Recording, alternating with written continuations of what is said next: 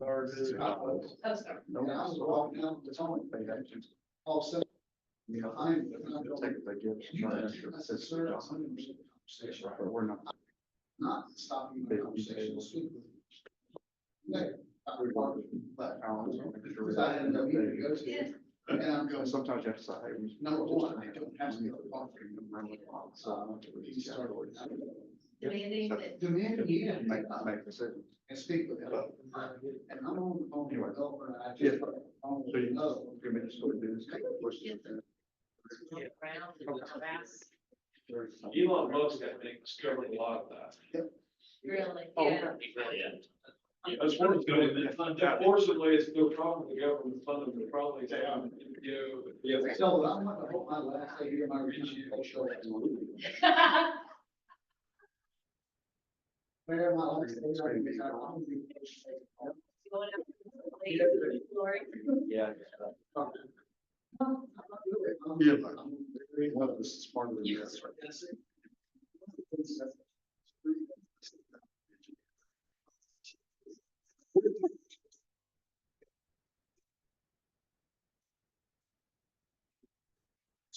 I appreciate you being cool.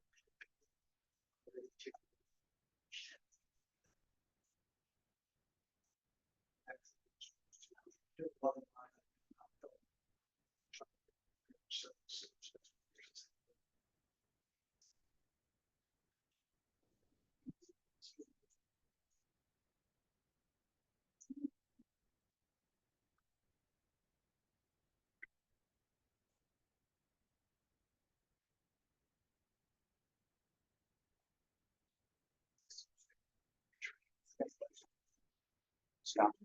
Yeah. Okay. Yeah, we should. No emails, no phone numbers.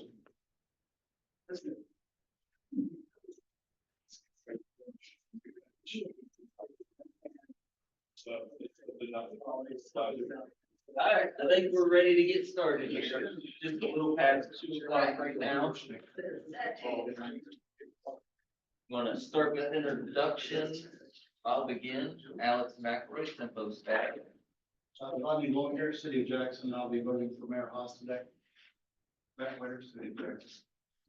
Chris Christian, CMO Article City, Jeremy Sands, Trey Scott, MoDOT. Joe Killian, MoDOT. Corbin Carlson, MoDOT. Shad Runner, CMO Ready. Stacy Kinder, Mayor, City of Cape. Trevor Foley, City of Cape. Stephen Downey, Cape County. And online, we have Michael Brandon, Jenny Smith, and Tom Caldwell.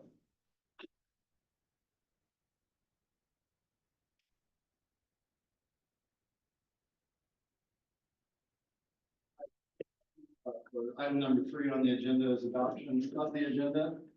Do I hear a motion? Second. We have a motion and a second. Any discussion? All those in favor say aye. Those opposed say nay. Oh, excuse me. No. Just trying to- I'm not thinking, I'm just, yeah, I'm a yay. By the way. Very good. Item number 4 is approval of the minutes of the May 21st, 2025 meeting. Do I hear a motion? So moved. Second. We have a motion and a second. Any discussion? Hearing none. All those in favor say aye. Aye. Those opposed, nay. The ayes have it. Minutes are approved. Communication from the chairman. I don't have anything and they're not here, so. Item 6 is public comments regarding items not on the agenda. We have any today? Okay, seeing none, we'll move into new unfinished business under number 7. Item A is a public hearing on the 2025 through 2027 Title VI program. Alex? Yeah, so we'll entertain a motion to open the public hearing. Then depending on any comments, we'll close the public hearing, and then the next item is consideration of the Title VI program. Okay, so do I hear a motion to open this hearing? So moved. Second. We have a motion and a second. Any discussion? All those in favor of opening the hearing, say aye. Aye. Those opposed, say nay. This hearing is open. don't believe we have any real memories. of the public. Okay. Did you motion to close? I, Okay. Hearing no, comment, I will close this public hearing.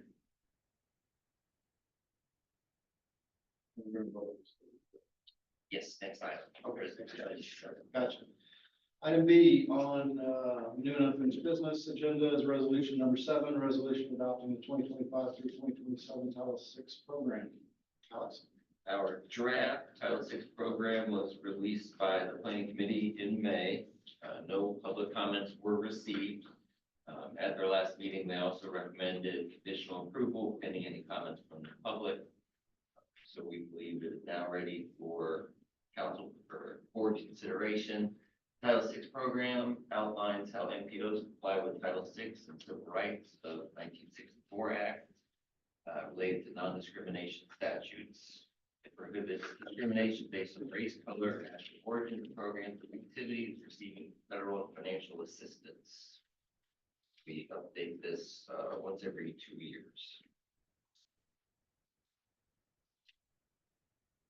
Any questions on the Title VI program update?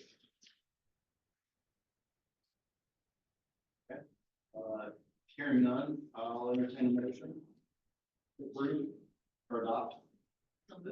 Second. We have a motion and a second. Any further discussion on this item? Hearing none, all those in favor say aye. Aye. Those opposed say nay. The resolution is adopted. Next item is election of officers for fiscal year 2026. Yes, so this is done every year. We do it just before the beginning of each fiscal year, being July 1.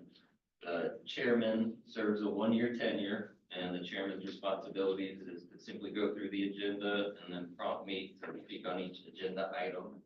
And the vice chair acts as the chair in the chair's absence. So we have the current chairman as Jeremy Tans. He's, I believe, on a 4-year tenure serving as the chairman. And vice chair is Mayor Kinney. So this is the section where folks can nominate or they can volunteer to serve in one of those roles.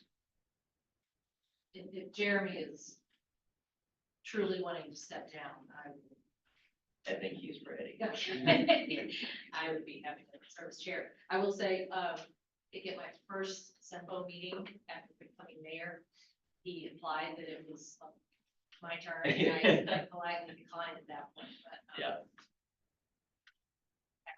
Happy to do so now. Thank you. We appreciate it. Any volunteers for vice chair? That position now vacant because Mayor Kinder has moved from vice chair to chair.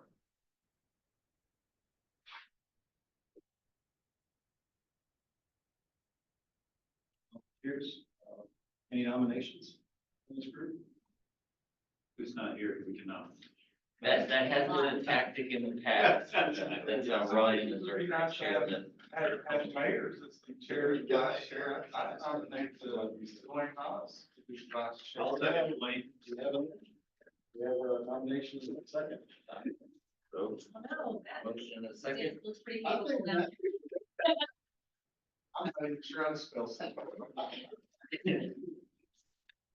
What's the term on this? Just 1 year, July 1 to Or June for 30. your Jeremy. July 1 of 25, so 25 to 26. Yeah. When's Dwayne's term? They're perpetual board members. That's mayor. Yeah, I just. Oh, Mayor. Yeah. He just ran. Yeah, just ran, he's got one. Everyone committed. Okay. We have, so we have a volunteer and a nominee, on the table, so I entertain a motion to, elect those officers.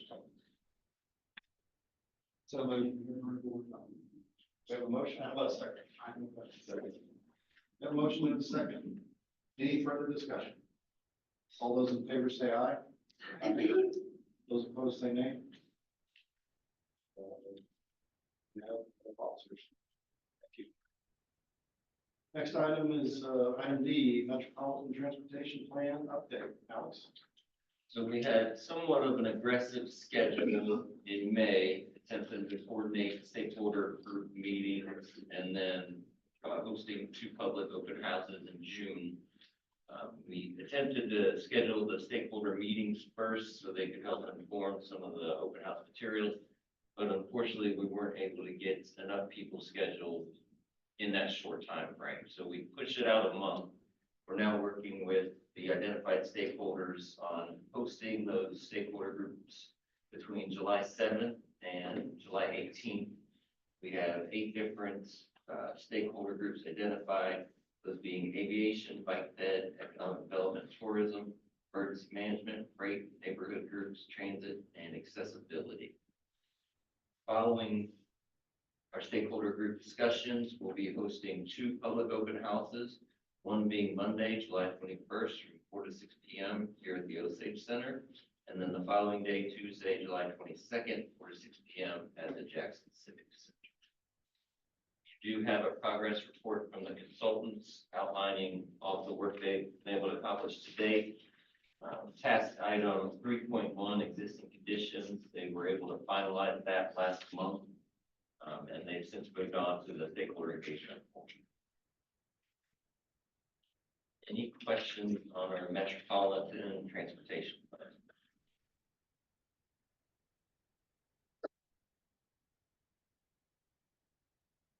Being none, we'll move on to item E, the SEMPO Region Trail Connection Study. Take that. Yeah, so that draft was released, I believe back in April. We discussed the item again in May with public open comment being active. We did receive some comments in May that our consultants are working to incorporate. We had originally thought we would take it in June, but we'll need a little bit more time to be able to incorporate comments. So we're targeting July currently for consideration. Any questions for Alex? Very good. Okay, that takes care of our new and unfinished business items. We'll move into item 8 on the agenda, which is member reports. And we'll start with the city of Cape Girardeau. Sure, I had something. Do you want to go first, Trevor? Do you have details? Okay. I was just going to mention our city council meeting last few days ago, on Monday. A group headed by Earl Norman presented to the city the concept of the Trans-American Corridor I-66 project, which I think probably everyone is familiar with. It's the same concept he's been talking about quite a while. So that, as far as I understand, it's the first time there's been a presentation at the city level, but that's all it was a presentation. During that time, he also discussed signs being put out on roadways and highways and labeling future I-66. And it does seem that maybe the media has kind of latched on to that. So I was just gonna maybe ask MoDOT if you could just, for my education and perhaps everyone's education, just talk generally about, I have to assume cities can't just throw any signs they want to out on highways or especially talking about future or anything. Is there a process that have to happen from MoDOT's perspective, even federally? Sure. Corbin, do you want to address that or do you want me to? Well, I just preface what you say with what we've had down in I-60 is we've obviously been a little premature with some of the future I-57 signage. And that's sort of wearing thin with the public, not really getting much as common. So we need to be careful in that regard. The premature signage. What are you guys doing? So the signage on the roads will be guided by the what we term the MUDSID, manual and uniform traffic control devices. And so that will guide how we put up signs. We probably do want to be at least cognizant of what kind of time frame we're looking at. Certainly signs can help provide the momentum, or at least the idea that there's momentum going towards building a corridor.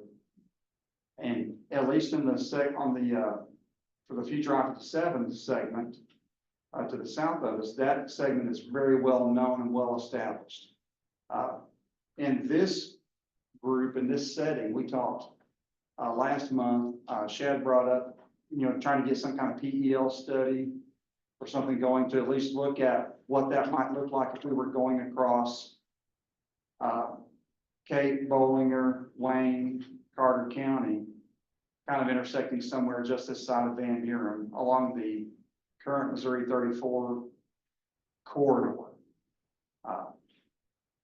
I think there's much more work to be done there, so I would say there's nothing wrong with the discussion, but I think it's probably premature to be thinking about putting up signs. The city is not, we haven't. Sure. had that. But I just want to kind of address. Yeah. Because there may be other people inquiring about that, including, as you say, if the press picks this up and really wants to kind of start inquiring about what is the process. It's not a cut and dry. We've got this thing, we're just going to go ahead and do this. When you look at the map of the Trans-American Corridor as approved by Congress, the Corridor 3 or whatever it was back on the map from the 1990s, it's general, let's say. It's not very specific to, it's definitely going to go through the Southern Illinois. It's not very specific. And even if it did, I was looking at letters this past week on the I-66 corridor, kind of going through some stuff around my desk area, and got letters where IDOT had in the early 2000s said, we're never going to approve a corridor going through the Shawnee National Forest. I mean, this is the secretary of IDOT at the time. Now, whether that position has changed or not, I say that to say that things can change, but they may not. And so it's probably premature to start talking about putting up signs, but I'll certainly advocate for more discussion. Any signs that do get put up will definitely be governed by federal highway and the MUTSID, because that would be considered, then I-66 would be a federal corridor, so they would certainly control that. So we would have to follow their guidelines. Federal and state guidelines. Right, but when it's a federal corridor, like say US 60 or I-55, we follow federal highways guidelines. So we wouldn't get out in front of federal highway on that, because ultimately it's considered a federal corridor. So, yes, Any it's our kind of road, but sign it is, discussion, you would say, well, we have to defer. absolutely, federal, absolutely. interstate.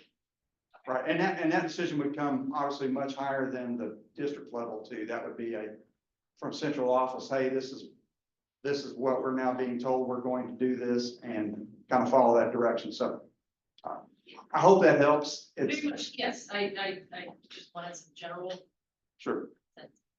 Thank you. That's all I have. Update on a lot of the road closures here in town.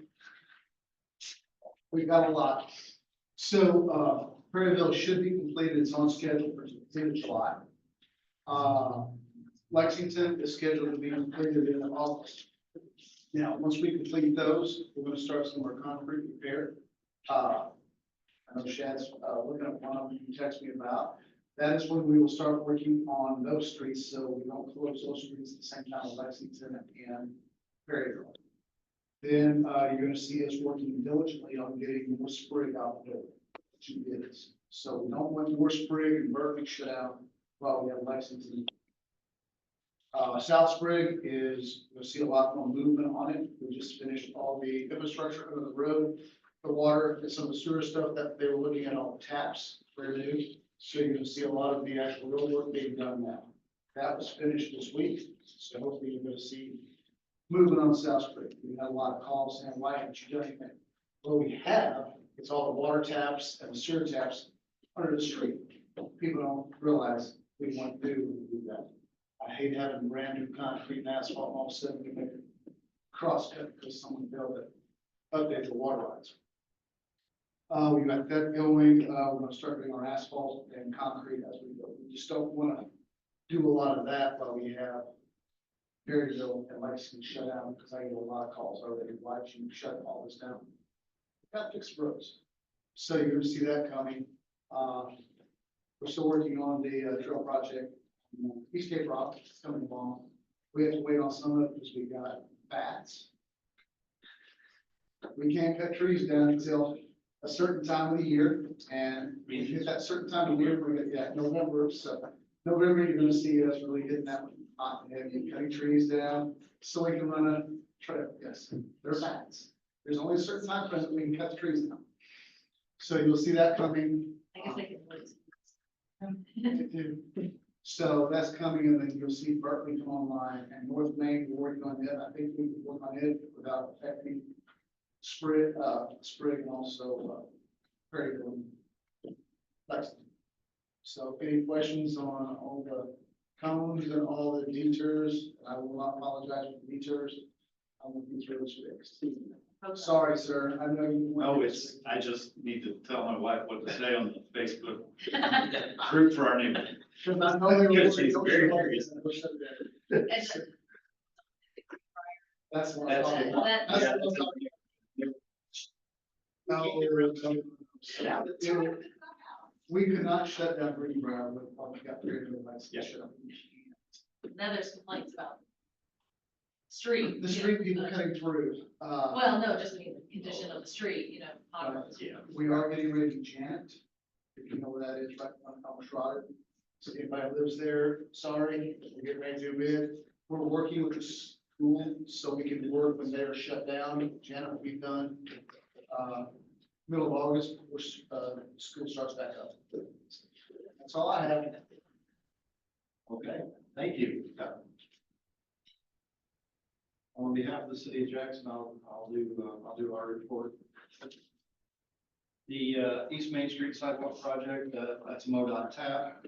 Lobby Cement finishing was a little bitter at the $503,000. The mayor and board awarded that contract last month, and we have a pre-construction conference scheduled for June the 25th. So we anticipate that work to get started sometime in August. The Sunset Hills Bridge replacement, which is a MoDOT Pro project, that was awarded to Woods Construction.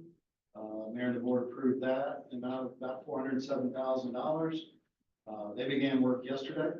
So Sunset Drive between Highway 61 and Brookside Drive near Brookside Park in the Civic Center area, just that one block crosses the creek there is closed now and will be for about 3 months.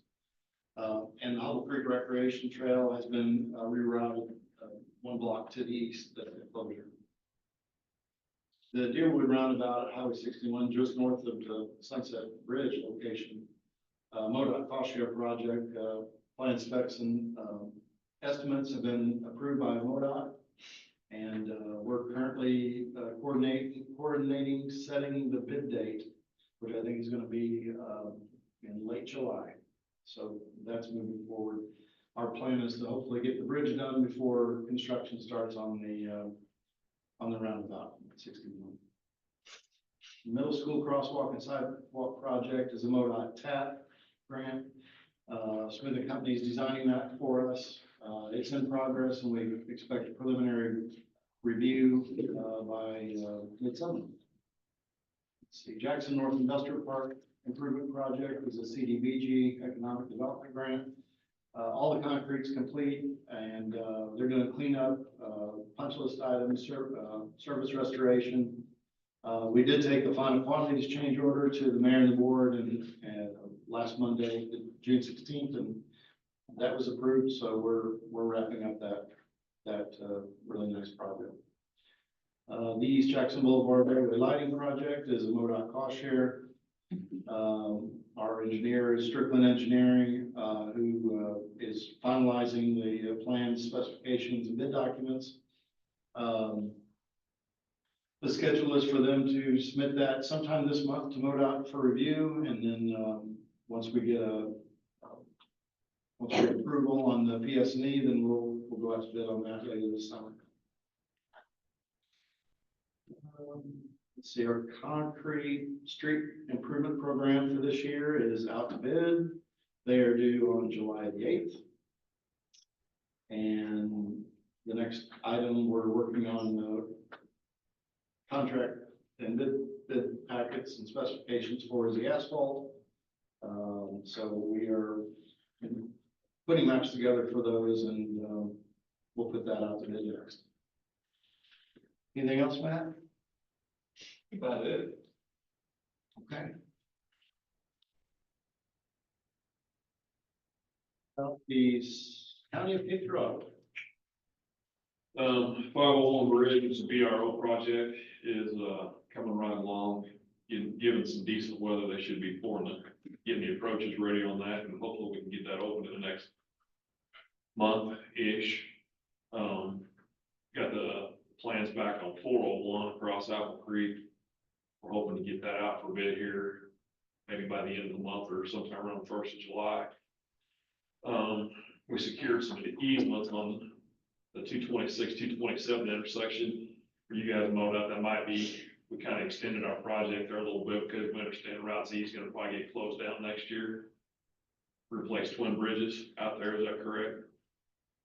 On, Route Z west of Gordonville. yes, I think that project is in the hopper. Last year, we had some issues with some right-of-way stuff we were trying to figure out, or maybe with the railroad. I have not talked to them recently to get an update on that, but that is something we're looking to kind of soon. Party about that today. He said it could be 6 weeks or it could be 6 years. On Z, right? Yeah, it's on Z west of Gordonville. It's the one that comes out of Jackson there at 2561, the little touristy. Yeah, Oh, so it's not- Yeah, not like UP or BNSF. Oh, okay. It's, yeah. Different road then. Yeah. Yeah, and I think that has kind of been there's been some issues there that I won't delve into. I'm not really given to speak to that, but. Who owns that road? I'm sorry? Who owns that little line? They do. The actual rail line Private. owns that. I think we're trying to purchase 1,500 feet of line to reduce their overall line by 4%. Yeah, but basically, we want to terminate it just north of Z so that we can, so we don't have that issue any longer. We can go and take care of the road and also not have to have the road blocked. And I don't know if 1,500 feet really affects the overall experience that much, but I also haven't ridden it. Maybe it does. But, well, But it does we complicate shouldn't things. comment on that, right? Yeah. But anyway, we figured there's probably gonna be some cut through traffic down 222, 227, 226, and so we kind of extended the project there. We're planning on doing, figured that that's gonna happen so that we'd improve that road so that we could help, assist with that cut through traffic. When and if that happened, that's kind of the construction as far as road stuff going on, mowing, all that kind of stuff, obviously. It's not traffic or transportation related, but some of you may be interested in jail progress. The new jail construction, we're getting close to the completion of that. Sheriff's actually moving some stuff in. They're gonna start running some trials with the equipment in there in anticipation of hopefully maybe being able to move prisoners over there in August. So just FYI, I mean, it's not transportation related, but everybody's asking, so I thought I would share.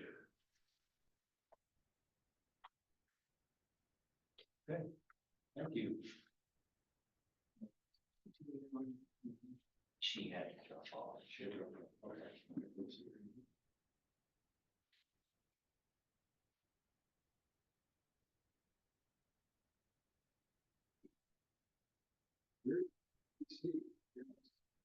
We are working on our transportation priorities with each county, getting those all, we put our survey out to all of the communities.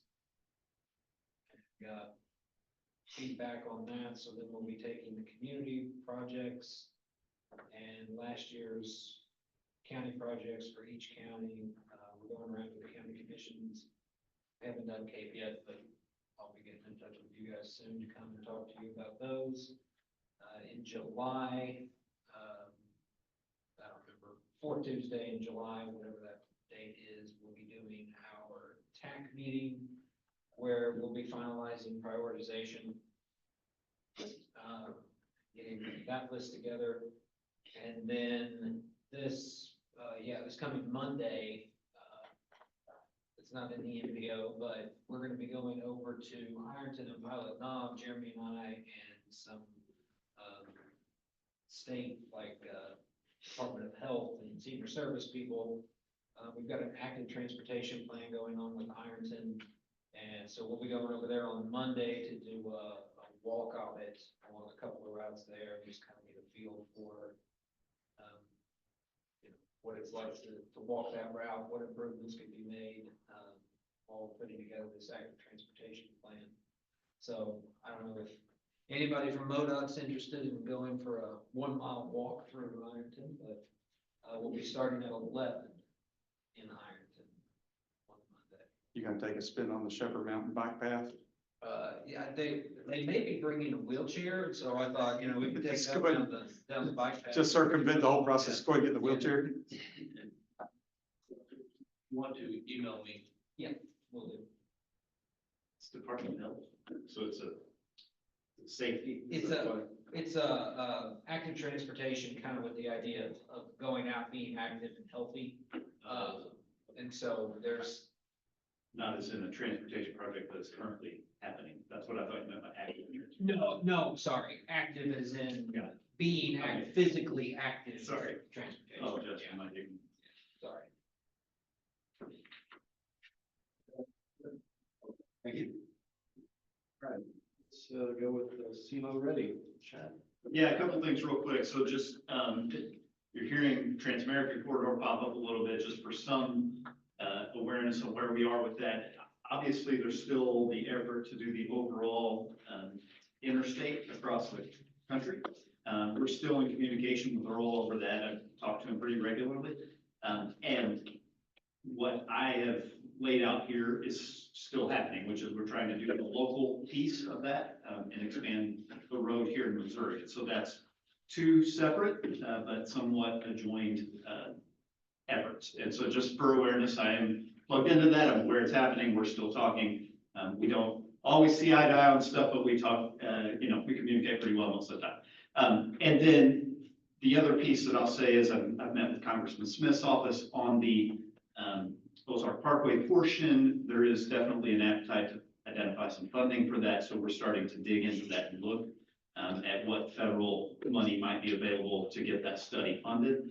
If that doesn't happen, John Boss might put some money in the budget to fund it next year. So we're kind of looking at how can we identify the dollars to get that study going as quickly as possible. So don't have any real progress on it, but we're heading that way. And is that study currently, is that what's currently on the unfunded ODOT Yes, list? that's the one we, Study, okay. yeah, the PER study, which is what we were told would be the right thing. And also what Illinois would do if they got on the list, it would also be a PER study. So.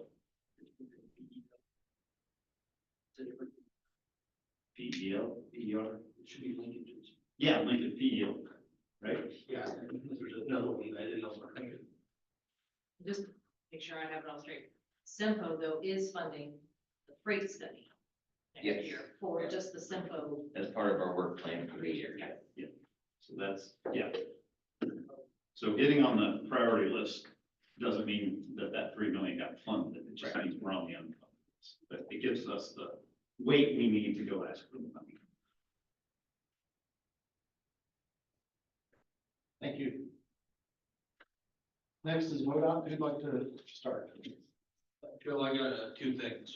Yeah, go ahead. Concerning the high level of grass that needs mowed in the MPO, we agree that is a need that needs addressed. Our rotation is working that direction now while also simultaneously dealing with roadway issues. Concerning the Bloomfield Road project, we have crews that tentatively are planned to perform the work on Bloomfield Road Bridge next week. With shutting that road down from Mount Auburn to Seamers. Again, this is tentative, depending on weather, of course, and availability. We'll be installing a new joint on the east end of the bridge And then afterwards, our plan is to chip seal over the bridge with extra care to remove the chips that are loose so that nothing happens with I-55 drivers. Any questions on that?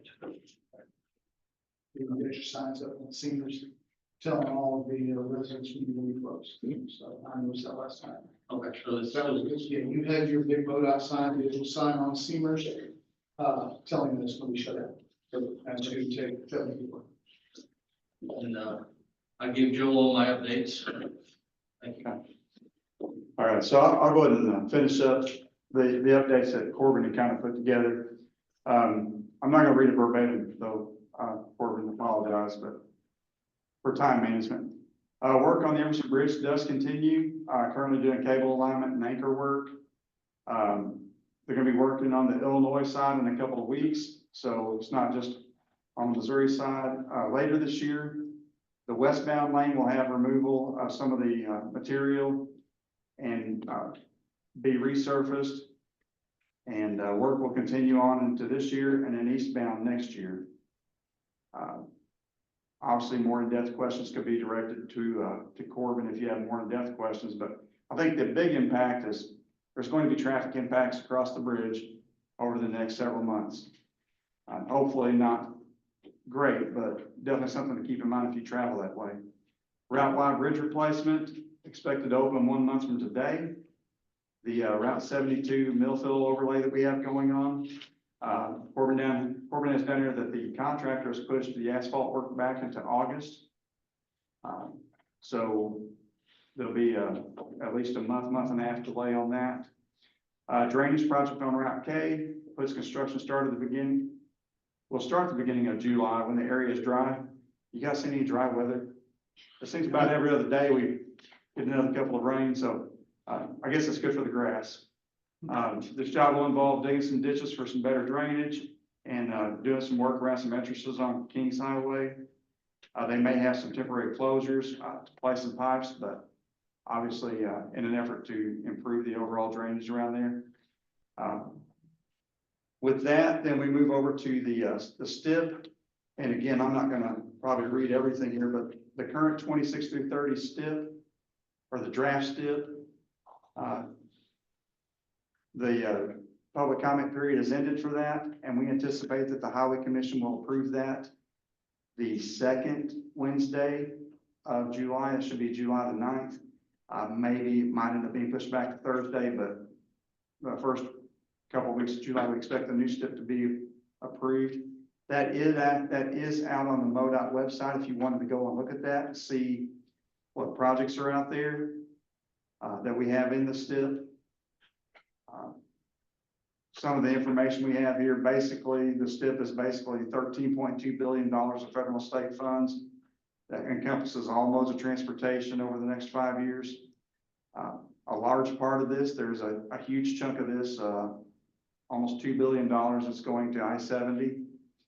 And then we have almost $600 million for I-44.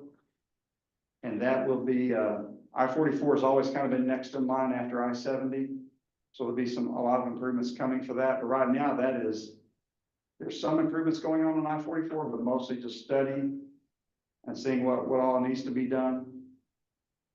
We have another $118 million programmed in the STIP for General Assembly funded projects, or as we term it in our STIP, we call those legislatively designated projects. And then just real quick then, some of the additional information he's compiled is over the last 10 years, MoDOT has completed, or MoDOT and its construction partners, obviously, we're not doing all of them, over 4,000 projects worth $10.1 billion and delivered them overall $385 million below budget and 93% on time. Obviously, sometimes you run into right-of-way issues or utility issues or railroad issues. Sometimes these things will happen, but really, I think our track record is doing pretty well for itself. I do want to mention that the cost share application cycle, the next deadline for cost share is July the 7th. And then after that is October the 3rd. And we would encourage you, if you have projects that you think could take advantage of that funding, to do so, so we can bring that funding back to Southeast Missouri. And then there is currently a TAP application cycle open. Ronnie, are you guys looking at something you are? We've already submitted it. Okay, that deadline is July the 11th. And so I anticipate sometime in August, maybe early September, we'll have announcements on those grants. And then, last is the FLAP program. I don't know if anyone in here is really gets too involved in that, but Drew, you may have, some groups that Eastern, Federal Lands Access Program has an application cycle that opens July the 1st and closes October the 1st. And looks like that there's anticipated to be $4.4 million available for that. Again, it may just be for Drew in this area where I don't know that SEMPO has a lot of federal lands where they do something like that, but obviously you have within the greater SEMO RPC area, you do. Iron County supply. Yeah. So, the high priority unfunded needs list, we mentioned that earlier. We are looking to have a public meeting probably in Dexter or Poplar Bluff, August 28th from 4 to 6 p.m.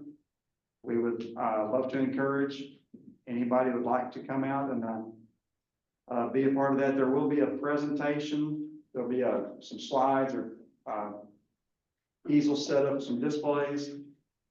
And then there'll be a short presentation, an opportunity to ask questions and maybe get some more information about some of the projects in the overall area. Obviously, this group should be somewhat familiar with the projects that are coming out of this group, but for the greater area, say in Seymour RPC's area or Boot Hill or further west in Ozark Foothills or Skokox area, we would encourage people to come out and look those over and let us know if they have any questions. I believe that is it. The 118 million for legislative directive, I don't remember what you said, earmarks. Yeah. That's over a 5-year period? Yes. Okay. And are there predetermined uses of those funds in your opinion, or are these things that will get plugged in as you go? Oh, no, they're already assigned. So these are, okay. Yeah, these are, and in some cases, Shad, some cases like this, it is $20 million to of general revenue towards lower volume roads. Yeah. That typically within MoDOT, roads that are lower volume don't tend to get contract work that we would put into the STIP. That typically gets done by maintenance forces because it's lower traffic volume. But occasionally, and the legislature has been very generous with us over the last 3 or 4 years where they've provided quite a bit of funding to do these types of projects to bring those up to a higher level of good, if you will. Instead of 70% good across the state, maybe we're at 75 or 80% good. So it just helps to improve the overall condition of the lower volume roads that don't see a lot of traffic and therefore don't seem to generate the same amount of interest or they just don't get the same amount of consideration. Obviously still important roads and we still have, several people live out there on those, maybe even some businesses, but a lot of those are, well, there's just a bunch of different things. We can try to provide a list for you if you'd like to have that, but there should be a sheet on our draft STIP out on our website. There should be a map of just legislatively designated projects that you could go out and look at and you can see not just the Southeast District, but the entire state. And that kind of give you a better idea of where some of those are and what those are. In some cases, you'd say stuff like general revenue for US 67 south of Butler County as part of the I-57 corridor. I assumed it. So, that's obviously part of that as well. Okay, perfect. Thank you. Is there any update on the timeline of the We have interviews the last part of this month, so we are looking to hear, conservatively, I'm gonna say we should have something by the second week of July. They may turn that around in 3 days, but I think the interviews are late next week, as I understand it. So we should, in the next 3 weeks, we should know who the new DE is going to be.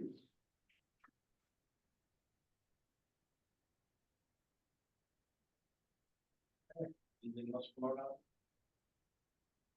Looks like last but not least, we have IDOT. Tom, you have anything for us today? No, but nothing specific, but I am going to look into the I-66 Illinois side status. And then hopefully report back to y'all next month. Hey, Tom, this is Joe from MoDOT. If you don't mind, can you address from your perspective and your history, how they address the signage for future corridors like that? I mean, am I off base, or is there more information maybe you can provide?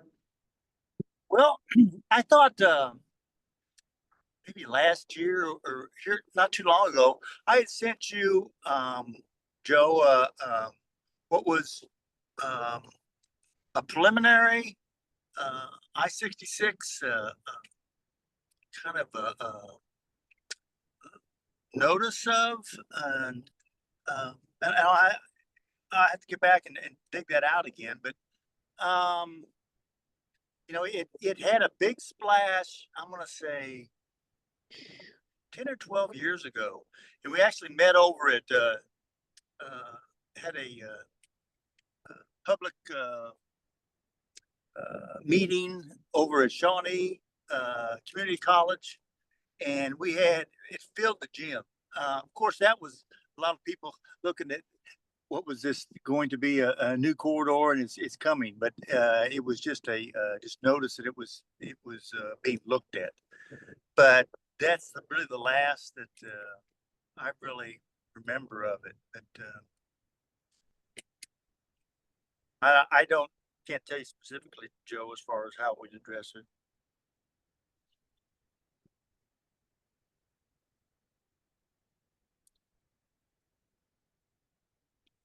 Thanks, Tom. Yeah. All right. I think that's all the member reports. Item 9 is the staff report. Alex. Nothing additional to me. Very good. Next item is other business communication. Anybody have anything to share? Seeing none, I'll ask for a motion to adjourn. Got a motion? Second. Second. Okay, motion is second. All in favor of adjourning, say aye. Aye. Those opposed, say nay. We are adjourned. Thank you, everyone. So long.